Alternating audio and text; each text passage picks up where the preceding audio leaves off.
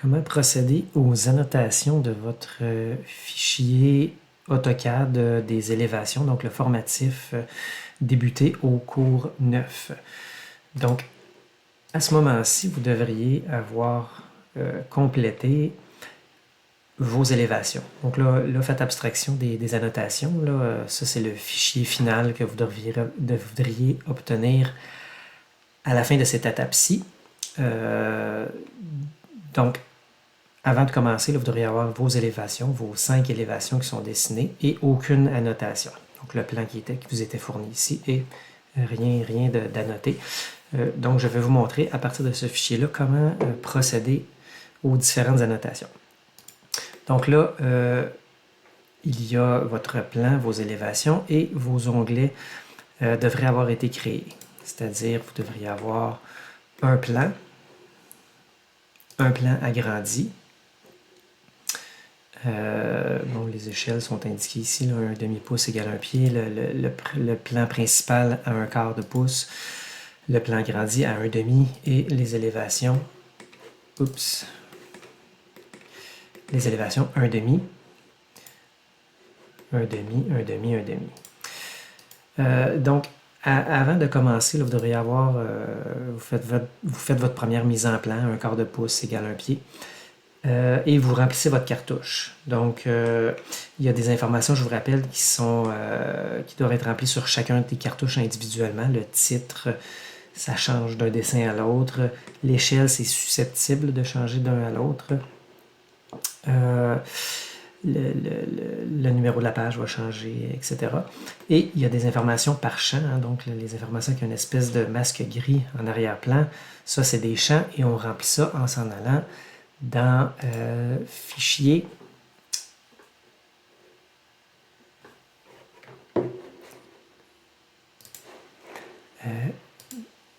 fichier propriété du dessin.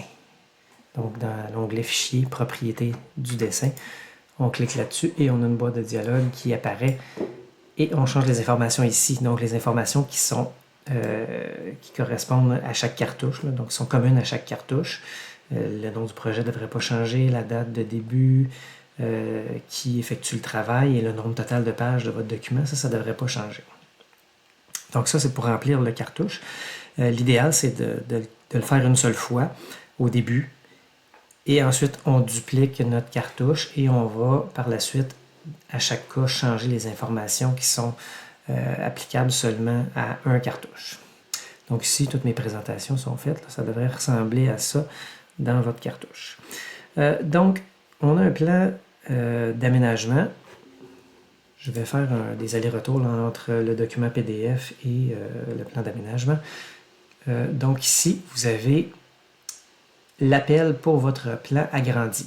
C'est un rectangle avec des coins arrondis et une bulle de référence. On va regarder comment remplir cette bulle de référence-là plus tard.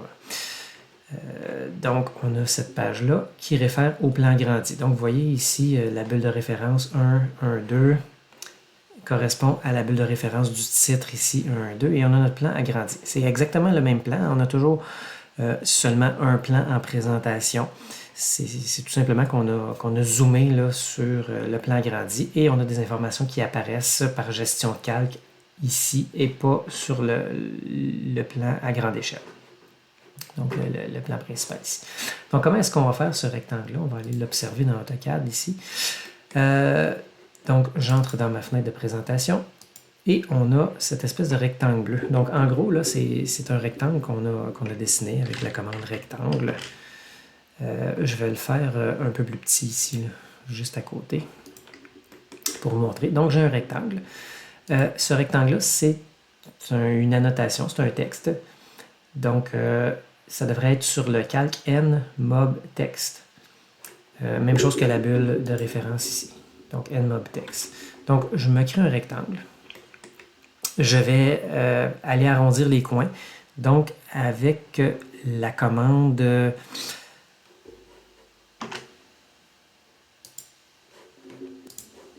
raccord, donc RA.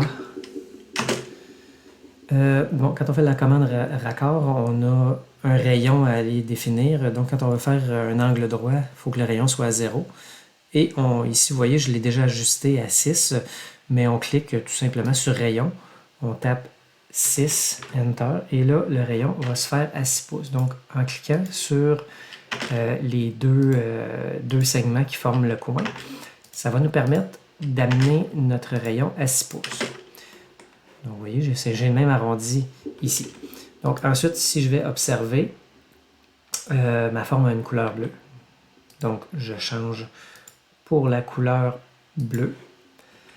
Et ensuite, autre chose qu'on a à changer, c'est le pointillé qu'on va mettre sur cache.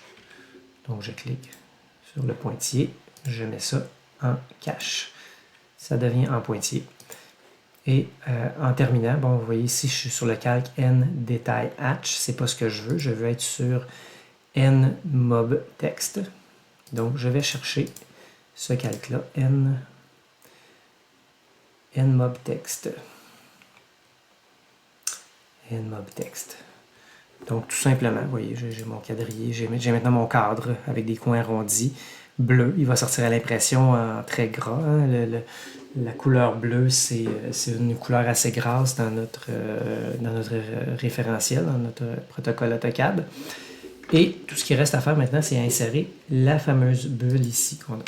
Donc là, c'est important à ce moment-ci, lorsqu'on insère cette bulle-là, comme la plupart des objets qu'on va regarder aujourd'hui, c'est important de les insérer à une échelle précise. Donc, ce que je vous suggère fortement, c'est de faire vos présentations en mettant tous vos plans à la bonne échelle. Et ensuite, une fois qu'ils sont à la bonne échelle, on ne peut pas se tromper. Je m'en vais dans le symbole ici. Et j'insère ma bulle de référence. Où est-ce qu'elle se trouve? Bulle d'appel de détail ici. Je l'insère. Et là, elle va s'insérer forcément à la bonne échelle. C'est possible de l'insérer en espace objet. Mais si j'insère en espace objet, il faut absolument que j'aie la bonne échelle ici. Vous voyez en bas, là j'ai l'échelle 1. Vous voyez ce qui va se produire si je l'insère à cette échelle-là. Là, je recommence. Bon, AutoCAD me dit, est-ce que vous voulez vraiment travailler à l'échelle 1.1? Donc oui. Et vous voyez, là, elle est toute petite parce que je l'ai insérée à l'échelle 1.1. Donc elle est minuscule. Donc, si vous voulez l'insérer en espace objet, il ne faut pas oublier d'aller changer votre échelle ici. Donc là, je suis en 1/4. Je vais changer, je vais insérer ma bulle et là, elle devrait s'insérer à la bonne échelle. Par contre, quand je vais faire mon plan agrandi, les symboles maintenant doivent s'insérer 2 fois plus petits. Donc, à l'échelle 1,5, il ne faudra pas que j'oublie d'aller le changer là, si je veux travailler en espace objet. C'est pour ça que je vous dis, je vous suggère fortement d'aller faire vos présentations, de les mettre à la bonne échelle. Et à ce moment-là, vous ne pouvez pas vous tromper. Une fois que votre fenêtre est déterminée, le petit cadenas est barré, vous êtes à la bonne échelle, là, vous insérez vos objets annotatifs sans vous soucier de l'échelle parce que vous l'avez ajusté. Donc, vous procédez comme vous voulez, mais il y a un risque d'erreur très élevé lorsqu'on travaille en mode objet. Donc, ici, je vais ajouter le petit repère, la ligne de repère comme ceci. Et là, ben, tout simplement, j'insère mon repère. Ça ne fonctionne pas très bien parce que je suis un petit peu en dehors de mon dessin, mais vous voyez le principe. C'est ce qui a été fait ici. J'ai inséré ma bulle avec mon cadre. Donc voilà. C'est comme ça qu'on insère notre bulle de repère. J'ai effacé un petit peu trop vite là, mon élément. Je vais le garder parce qu'il y a des informations intéressantes écrites ici. Je vais l'amener à côté de l'autre. Donc, pour les informations qui sont inscrites. Donc, le premier chiffre en haut dans la demi-bulle complète au-dessus, ça, c'est le numéro de mon détail ou de mon plan. Normalement, ce numéro-là devrait apparaître juste une fois dans mon dessin. Donc, à chaque fois qu'on fait une nouvelle bulle, on change de numéro pour éviter la confusion. L'autre chiffre en bas à gauche, c'est la page d'origine de mon détail. Donc ici, vous voyez, si je m'en vais dans mon cartouche, je suis à la page 1 de mon dessin, 1 de 6. Et la deuxième page, c'est la page de destination, donc la page où est-ce que je vais retrouver le plan que je suis en train de référencer. Donc, vous voyez ici, il y a des informations qui sont inscrites qui vous aident à comprendre ça. Bon, c'est peut-être pas très clair, hein? Je vais l'effacer. Mes explications vont être plus pertinentes que ça. Donc, vous voyez, 1, on est à la page 1. Puis si on veut avoir le plan vers lequel on référencie, le plan agrandi, il faut aller à la page 2. Donc, je m'en vais à la page 2 ici. Vous voyez, page 2 en bas. Je retrouve exactement le même détail ici. Le détail numéro 1, plan agrandi de la cuisine. On est rendu à l'échelle 1,5. On est à 1/4, on est maintenant rendu à 1,5. Page d'origine 1, page de destination 2. Donc, il faut retrouver exactement la même bulle, les mêmes informations. La bulle est identique. C'est pour ça qu'il faut vraiment mettre un chiffre unique ici. Comme ça, chaque bulle de référencement dans un dessin est unique. Donc, vous voyez, après ça, on continue la numérotation. Il y a une bulle qui semble être disparue ici. C'était la bulle numéro 2. Donc, je ne sais pas pourquoi elle est disparue. Je pense que je l'ai effacée par erreur tantôt. Donc, la bulle numéro 2, page d'origine 2, page de destination, c'est la page 3. Vous voyez, page 3, c'est l'élévation ici. Je vais aller la redessiner tout simplement, vu que je l'ai effacée. Donc, bulle d'appel de détail. Oups, il ne faut pas que j'oublie d'être dans ma présentation. Hein. Donc, la fenêtre en surbrillance. Je m'en viens ici. Bulle d'appel de détail numéro 2, je l'insère comme ceci. Donc, je vais l'appeler 2. Page d'origine, on est à la page 2 en ce moment. On est sur le plan agrandi, page 2. Page de destination, c'est la page suivante, c'est la page 3.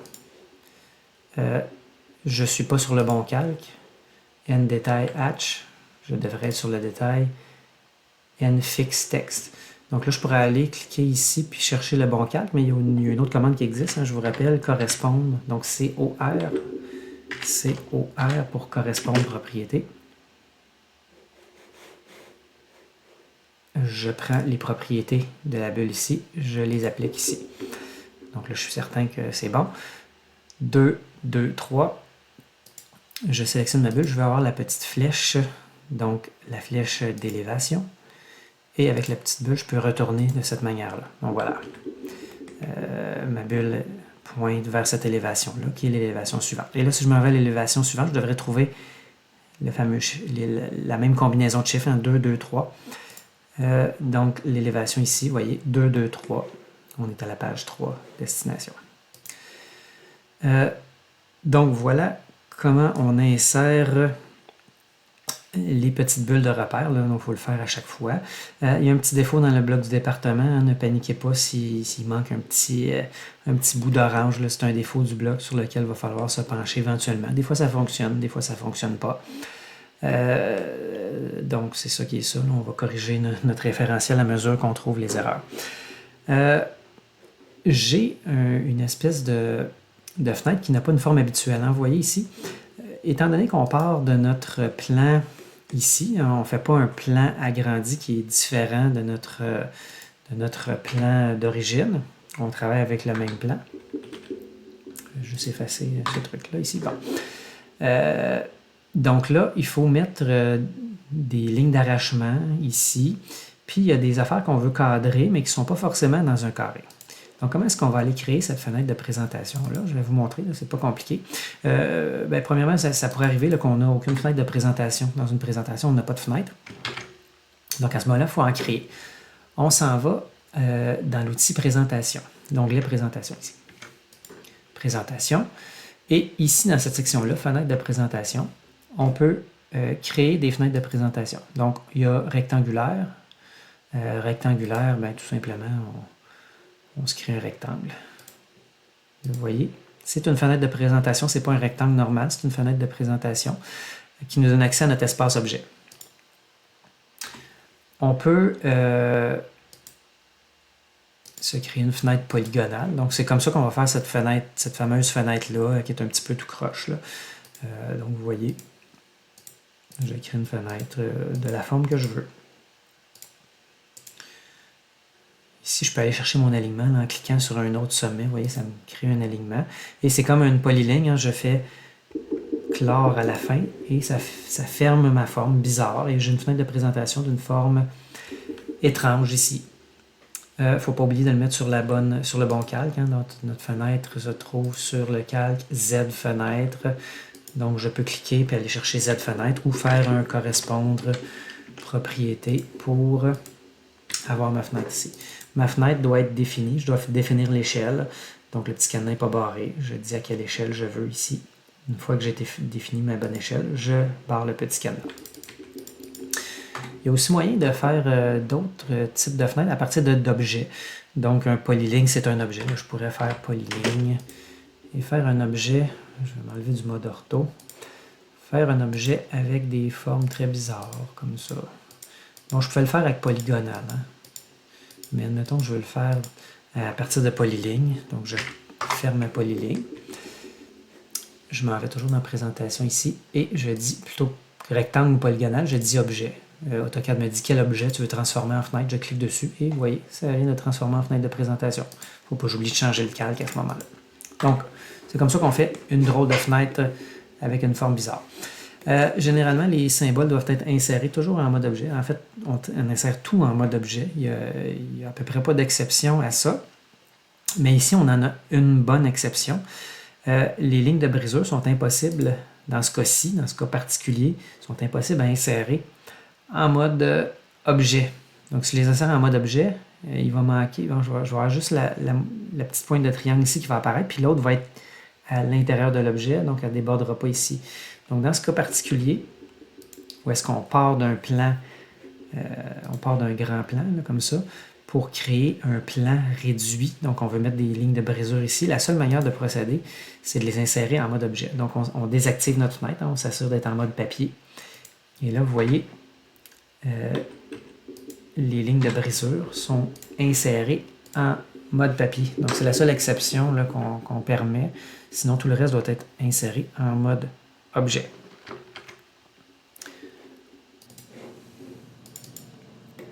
Je retourne en espace objet. Bon, donc comment insérer nos plans maintenant? C'est-à-dire nos titres de plans.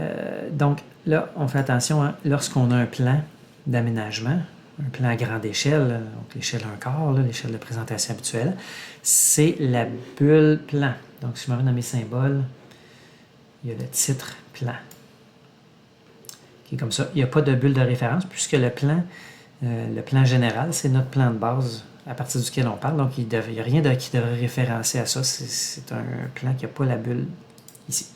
Donc, c'est un petit peu mélangeant ici parce qu'on a un plan agrandi. Donc, on serait tenté de prendre la bulle qui s'appelle titre plan parce que c'est un plan. Mais là, ce n'est pas un plan, c'est un plan agrandi. Donc, on va le traiter plus comme un titre, coupe, détail, élévation. Donc, je l'insère ici.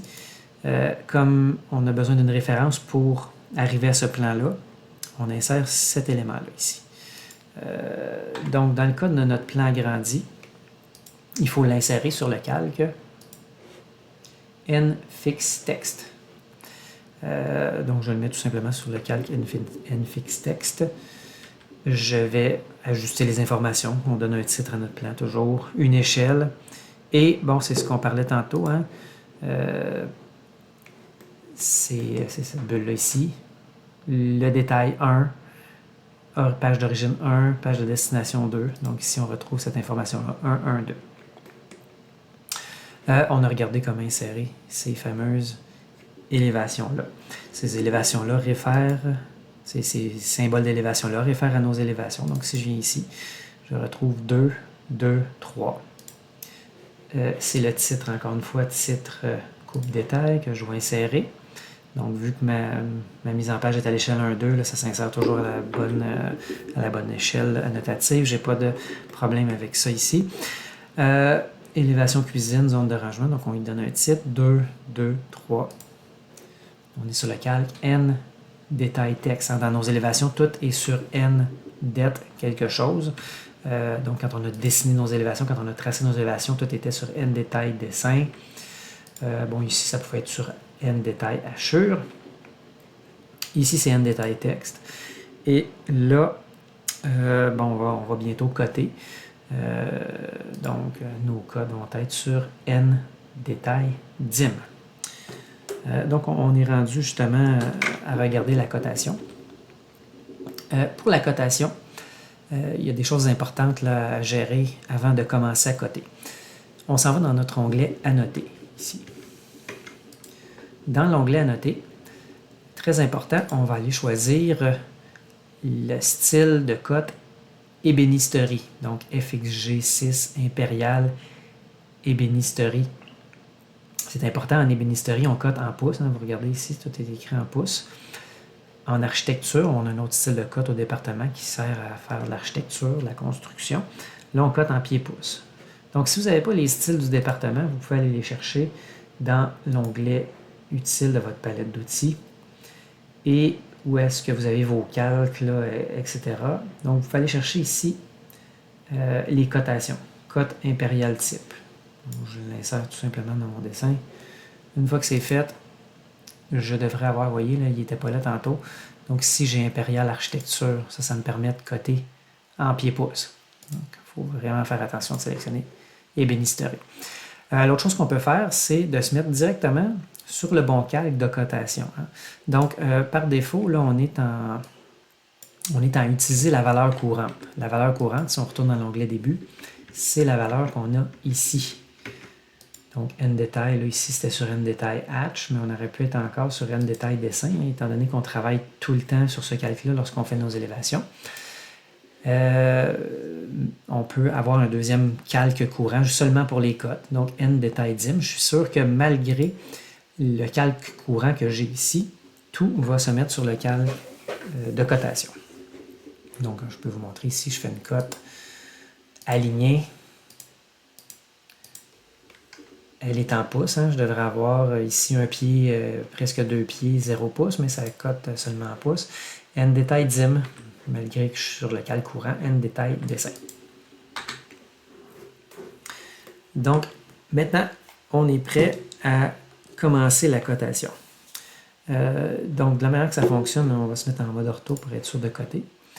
Et, ben, tout simplement, on va aller placer nos cotes. Bon, je vais essayer de reproduire ce qu'on a ici. Vous voyez, on a la cote totale. Donc, la cote totale va s'en aller, ça va être la plus éloignée du dessin parce qu'on veut éviter là, des lignes qui se croisent. Ensuite de ça, les dimensions, les sous-dimensions qui sont les plus grandes, on va les mettre. Puis après ça, on s'en va toujours avec des dimensions de plus en plus petites en se rapprochant de notre dessin. Donc, je vais les reproduire tout simplement, ces cotes-là. Je vais essayer de retenir 96, comme ça. Donc, je fais cote alignée. Je cote en haut et en bas de mon dessin. 80. Oups, j'ai un petit problème. Quand on fait aligner, il faut vraiment coter au même endroit. C'est peut-être mieux dans ce cas-ci de prendre la cote linéaire. Donc, elle ne se mettra pas en diagonale, celle-là. Voilà, c'est mieux linéaire. Donc, quand on veut coter un élément qui est en diagonale, on prend la cote alignée. Quand on veut coter un élément en ayant une cote droite, c'est mieux de prendre linéaire. Donc, j'ai 96 pouces ici. Donc, qu'est-ce que j'avais d'autre? Je réactive ma cote ici. Je ne me rappelle plus trop qu'est-ce qu'on cotait. Là. On cotait d'ici à ici, je pense, 36 pouces. Et donc là, lorsqu'on a fait une cote et qu'on veut continuer plusieurs cotes dans le même alignement, dans l'onglet Annoter, on peut faire Continuer. Donc là, vous voyez, quand je fais Continuer, il continue automatiquement à partir de la dernière cote que j'ai faite. Ça évite certaines étapes. Là, pour cliquer ici, je pense qu'on était de cette manière-là, 38, 20, 36. Et ensuite, je continue avec linéaire. Je pense qu'on avait le coup de pied qui était coté ici. Une fois que j'ai fait une cote, si je veux continuer dans l'alignement, je fais Continuer. Et il me semble qu'on avait le dessous ici, comme ceci. Ça devait ressembler à ça, ce qu'on avait là. Donc voilà. Les cotes horizontales, donc c'est le même principe. Les cotes les plus importantes, on les cote vers le haut.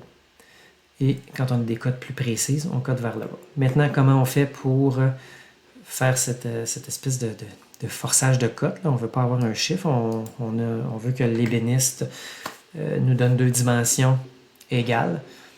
Donc, je cote linéaire ici. Je descends, j'ai une cote de 21,38. Je fais continuer. Je m'en vais chercher mon autre cote. Et donc là, on peut forcer la cote. Et là, faites très attention. on ne doit jamais tricher un chiffre. On ne doit jamais, mettons, là, je dis 21 et 3 8, là, je voudrais que ça soit 21,5.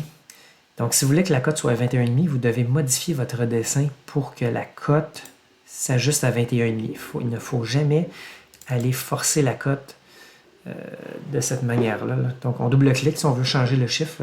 Je vous le dis, c'est très facile. Là, je pourrais dire 21. 21. Oups, attendez un petit peu. On double-clique. Voilà, voyons, je l'avais. Mon ordinateur est assez lent en ce moment.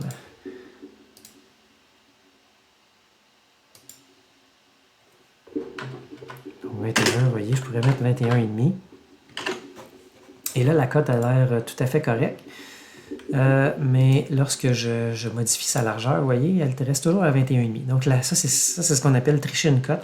Et c'est extrêmement dangereux. Si vous faites ça, là, votre dessin a l'air d'être correct, mais il ne l'est pas. Donc, lorsque l'ébéniste va vouloir construire le meuble, tout simplement, il va se rendre compte que c'est impossible. Et là, bon, il y a des coûts là, qui peuvent découler de ça. Donc, vous allez faire des erreurs graves et coûteuses si vous faites ça, ce que je fais là, c'est-à-dire remplacer une cote par une fausse cote. Donc, c'est une cote trichée. Il ne faut jamais faire ça. Bon, donc, si vous voulez que ça fasse 21,5, vous modifiez votre dessin pour que ça fasse 21,5. Donc, le seul moment où on a le droit de tricher une cote, c'est si on veut écrire, par exemple, ce qu'on veut ici, là, équivalent. Donc, EQ. C'est un langage en ébénisterie, en architecture, design intérieur, etc.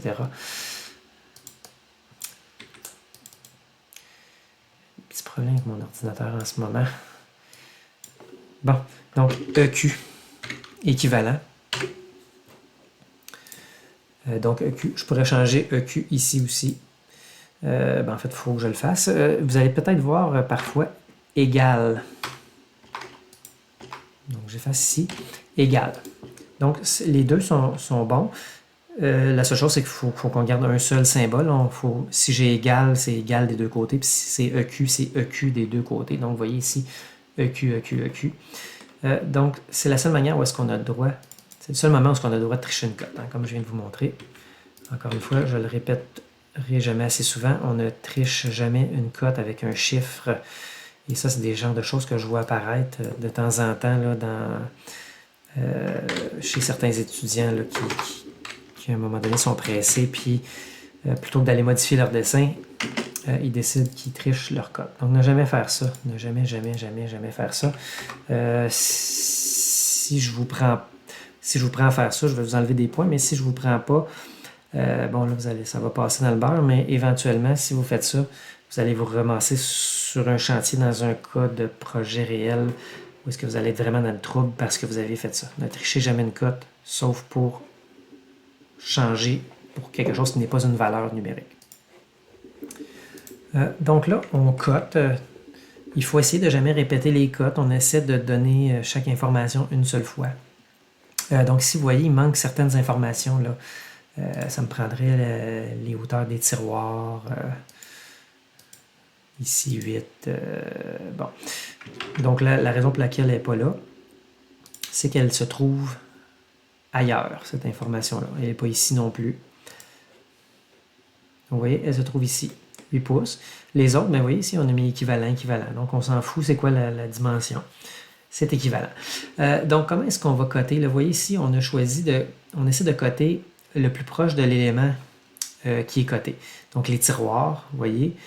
Ici, la raison pour laquelle on a choisi de ne pas coter ici, c'est qu'il aurait fallu mettre les cotes sur le dessin.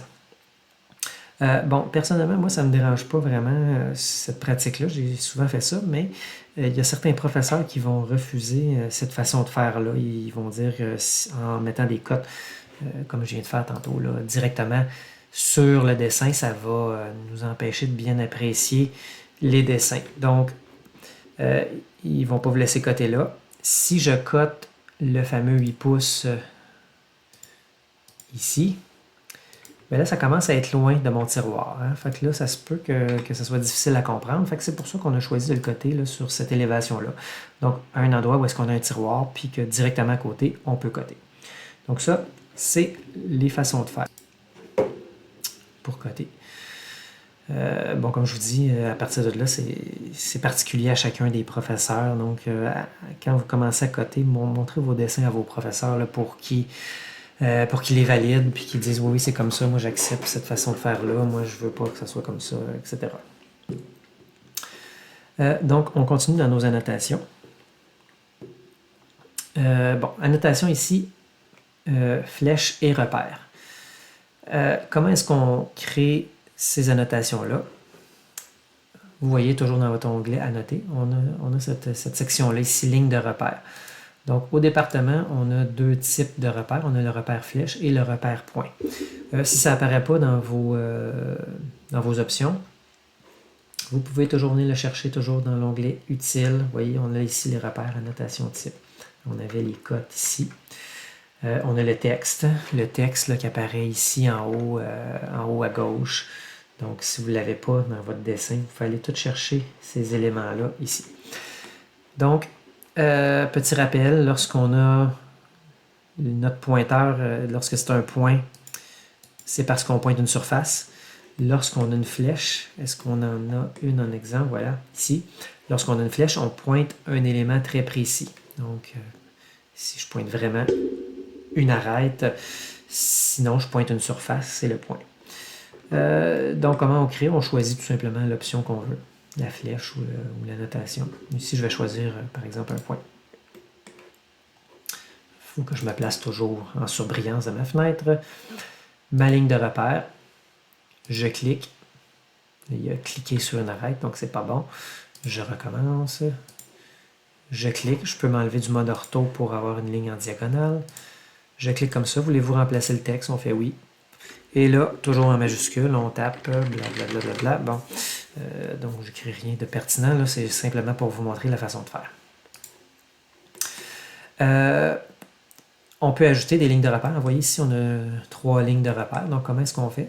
On sélectionne notre ligne ici et le petit plus. Le petit plus me permet d'ajouter une ligne de repère, 2 lignes de repère, 3 lignes de repère, etc. Je peux en supprimer si j'en ai trop fait. Donc, je clique et je fais... comment est-ce qu'on fait donc? Je clique sur ligne de repère à supprimer, Enter, ligne de repère à supprimer, Enter. Donc, voilà, c'est comme ça que ça fonctionne. On peut cliquer ici, tirer sur la petite poignée. Et là, vous voyez, mes repères ont changé de côté, tout simplement. Je pourrais décider que je change les points pour les flèches de cette manière-là. Donc, tout simplement en sélectionnant et en changeant pour les flèches. Donc, ensuite de ça, les principes pour ajouter des annotations. On essaie d'éviter les conflits entre les cotes et les annotations. Donc, généralement, on a les cotes d'un côté, on a les annotations de l'autre. Souvent, c'est les cotes à gauche, les notes à droite. Et on essaie autant que possible de ne pas croiser les lignes de repère. Donc, vous voyez ici, on a eu un petit problème, là. On n'avait pas le choix. Donc, la ligne de repère croise une cote. Donc, si on l'avait mis de l'autre côté, ben, la ligne de repère aurait croisé une autre ligne de repère. Donc, c'est pas toujours possible d'avoir la perfection, là. Bon, j'imagine que cette ligne-là, on aurait pu la mettre... Oups. On aurait pu la mettre de l'autre côté. Hein. Celle-ci, je pense qu'il y aurait eu moyen, vous voyez, il y aurait moyen de la mettre de l'autre côté sans qu'elle croise une autre ligne. Bon, donc ça agace, hein, les lignes qui se croisent. Des fois, c'est pas possible de faire autrement, mais on essaie autant que possible d'éviter de croiser les lignes. Donc, règle générale, vous allez voir les cotes à gauche, les lignes de repère à droite. Là, je peux aller visiter ici. Bon, ici, on n'a omis aucune cote, ou à peu près. Ça, on peut dire l'équivalent ici, parce qu'on avait toutes ces informations-là ailleurs. On essaie d'éviter de répéter les informations. Ça alourdit les dessins indûment et ça fait qu'on risque de faire des erreurs, d'avoir des contradictions, etc. Donc ça, c'était pour les annotations. Autre chose dans notre annotation, on a les symboles pour nos sens d'ouverture et nos tiroirs. Donc vous voyez ici, pointe de flèche, une espèce de losange comme ça. Ça, qu'est-ce que ça indique? En fait, la pointe de notre flèche ici indique le côté qui a nos charnières sur nos armoires. Pour les tiroirs, c'est un petit signe plus comme ça. Et ce signe-là existent dans le référentiel, dans la catégorie symboles. Vous les avez ici. Symbole, sens, ouverture, mobilier fixe. On insère ça. Il est normalement déjà sur le bon calque, End Detail Hatch. Et vous avez des états de visibilité. Donc vous avez symbole de porte en coin. On a symbole de tiroir qui est le petit plus. Et donc vous avez pour les portes coulissantes, la petite flèche. Le panneau à charnière coulissant. Donc, il y a plusieurs symboles disponibles, mais c'est ici qu'on les trouve. Donc, c'est comme ça que ça fonctionne. Le petit plus, c'est pour indiquer un tiroir. Ici, l'espèce de pointe de flèche indique le sens des charnières. Vous voyez, ici, c'est une porte qui ouvre vers le haut. Ici, c'est une porte qui coulisse vers le haut en pliant. On a essayé de mettre tous les cas là, dans cet élément-là. Vous voyez ici, on a un tiroir. Ici, on a une porte avec la charnière. Ici, vous voyez, le symbole, il va jusqu'en haut. Donc, qu'est-ce qu'on a ici? Pour une raison visuelle, on a créé un faux tiroir ici pour venir imiter celui à côté, mais ce n'est pas un tiroir, c'est un panneau de porte qui ouvre au complet.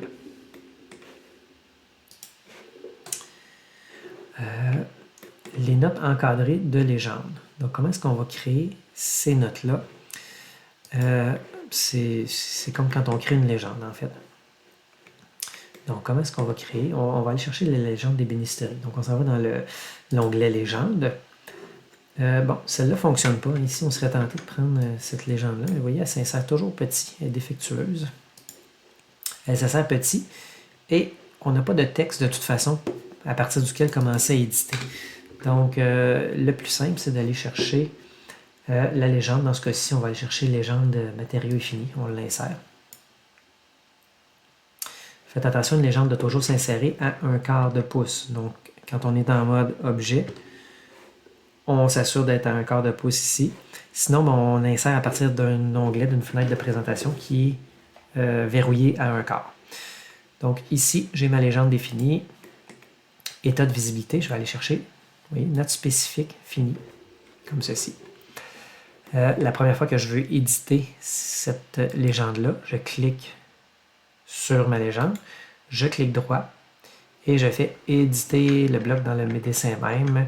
C'est l'équivalent de rendre un composant unique dans SketchUp. Je clique là-dessus, je fais OK. Et à partir de moment, ma légende est maintenant unique. Donc, quand je vais réinsérer une autre légende, elle ne s'éditera pas comme le truc que j'ai modifié là. Donc, ça rend vraiment cette légende-là unique. Et à partir de là, on double-clique sur le texte. Et bon, on peut aller éditer notre texte, toujours en lettres majuscules. Donc, c'est comme ça qu'on insère. Une fois que ma légende a été modifiée, je m'en viens en haut à droite, j'enregistre les modifications. Je fais OK. À partir de ce moment-là, si je veux modifier ma légende, à partir de quand j'ai fait cliquer droit, rendre unique, c'est-à-dire éditer dans le dessin même, j'ai plus besoin de refaire cette opération-là. À partir d'une fois que je l'ai fait une fois, j'ai juste à double-cliquer et je rentre dans ma légende et je peux la modifier de cette manière-là. Donc, une fois que les modifications ont été faites, je ferme l'éditeur de bloc et j'enregistre les modifications, évidemment, pour ne pas les perdre. Et en terminant, donc une légende, c'est sur le calque AR Légende. Normalement, les légendes sont déjà insérées sur le bon calque. Vous n'avez pas à vous en soucier, mais c'est toujours bien de vérifier pour s'assurer que notre gestion calque est bonne. Donc, j'ai pas mal fait le tour des éléments qu'il faut annoter dans notre dessin. Donc, on a vu comment faire l'appel de notre plan agrandi. On a vu comment inventer des nouvelles fenêtres de présentation, là, normales ou atypiques. Mettre ici particulièrement, mettre la ligne de brisure en espace papier, c'est le seul cas où est-ce qu'on n'a pas le choix de faire ça. Ensuite de ça, qu'est-ce qu'on a vu? Les cotes, donc les mettre en ébénisterie, donc seulement en pouces, les mettre sur le bon calque. les titres de dessin, les bulles de référence, comment remplir ces bulles de référence-là.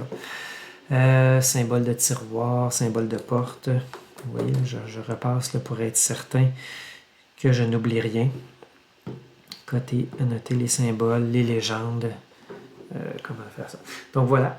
Les cartouches aussi, n'oubliez pas de remplir vos cartouches. Et donc, c'est ce qui complète notre exercice formatif sur l'ébénisterie. Donc, comment faire des élévations. Vous avez remis vos dessins d'élévation seuls au début du cours 10. Maintenant, pour le début du cours 11, vous devez remettre le formatif, donc remettre encore une fois vos élévations, mais avec toute votre mise en page et toutes vos annotations pour que je puisse valider. C'est un formatif, il n'y a pas de point relié à ça, mais je veux être bien certain que vous fassiez votre travail puis que vous ayez bien compris le fonctionnement de tout ça. Donc voilà comment faire les annotations sur vos plans d'ébénisterie.